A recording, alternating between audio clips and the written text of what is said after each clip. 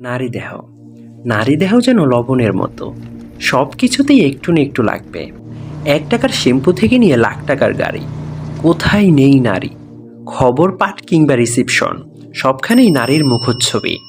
ম্যাগাজিনের পাতায় পাতায় নারীকে যতটা উন্মুক্ত করে উপস্থাপন করা হয়, তার শিখি ভাগও কি পুরুষকে করা হয়? নায়করা সবসময় কমপ্লিট পরে থাকে, আর নায়িকারা খোলা রাখে বেশিরভাগ অঙ্গ।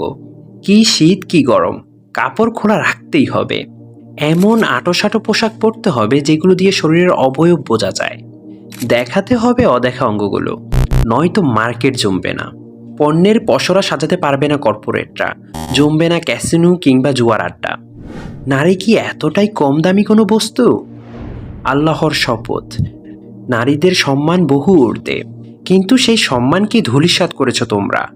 নিজ হাতে গলা টিপে হত্যা করেছ নিজেদের আত্মসম্মান বোধকে।